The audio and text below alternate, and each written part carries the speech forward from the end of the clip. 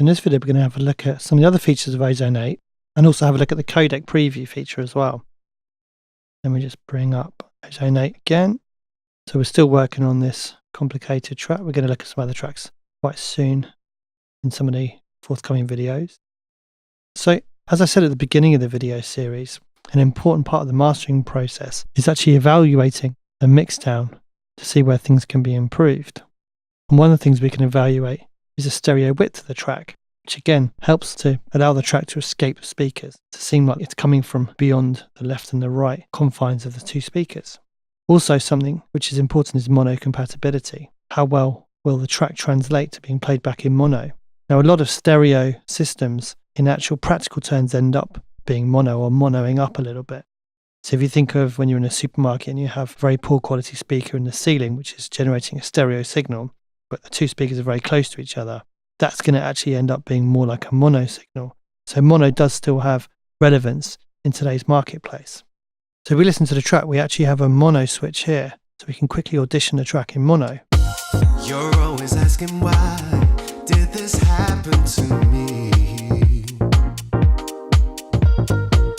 Is it too much to try to carry on and let it be? So what we're listening for is A, nothing disappearing like the bass or something like that, but also the mixdown should sound kind of the same, but just with a lot of the detail lost a little bit. It should come in a little bit. Obviously, all the stereo information has disappeared, but it shouldn't sound awful and it shouldn't sound wildly different. So if you have kind of two different mixdowns in stereo and in mono, you need to go back to the mix and make sure that you maintain mono compatibility. If you find you've lost mono compatibility, that's often caused by too many stereo effects, or stereo effects are knocking things out of phase. So that's something which is definitely better fixed in the mix. Now, if I just load up one of our other modules here as well, the imager, just drag that back here. Now the imager module also gives us a meter for showing how stereo our track is. You're always asking why. Not very stereo at the moment because I still have mono switched on. You're always asking why did this happen to me? So what we're looking for is a nice kind of centered sound. So it's centered around that middle there, but it's got a nice stereo width to it. So if we have things kind of veering off at very strange angles and things not being centered around that kind of mono compatible image, then we have a problem. You're always asking why did this happen to me? If this little blue line here goes into negative, that means we've got phase problems and we may have phase cancellation. So if we have a mix where things are really going down here, then again, that's something which needs to be fixed in the mix. Now, obviously, when we're using the reference feature we looked at in the last video, it's great to actually play different tracks and listen to how they sound in mono. It's an amazing learning experience because you can see how much information is lost when it goes to mono compared to your track. So maybe you're actually putting too much stereo widening on things. And that's something as a mastering engineer I do see all the time is, stereo widening sounds amazing, let's stereo widen everything. But if you stereo widen everything, there's no contrast. So basically nothing sounds stereo widened. And you end up with a track which isn't very mono compatible. So you've got to really choose your moments to use these effects. So in a later video, we're going to have a look at using the imager to enhance your track and also fix problems with stereo image. Okay, so next up, I just want to have a look at this codec section here. Now this allows you to basically audition what the track's going to sound like at different bit rates of MP3 and AAC files. Let's just do a quick master. You're always asking why did this happen to me? Is it too much to try to carry on and let it be, baby? So you're always asking why did this happen to me?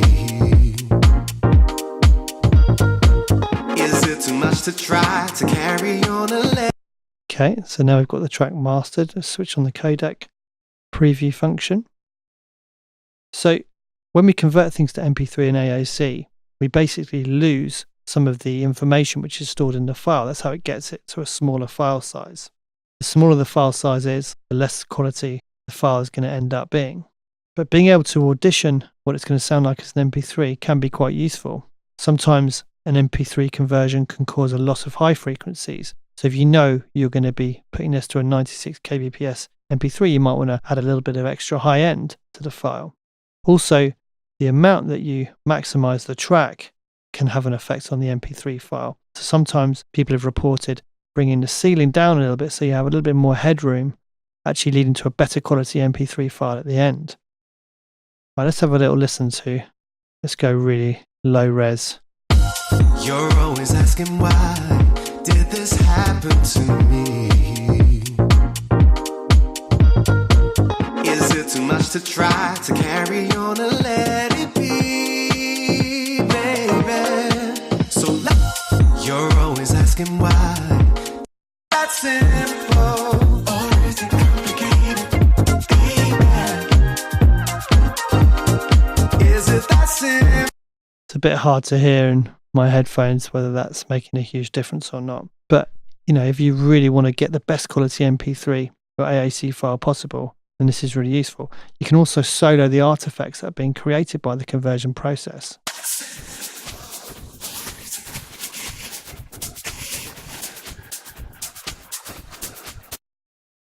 Okay, so that's the codec feature.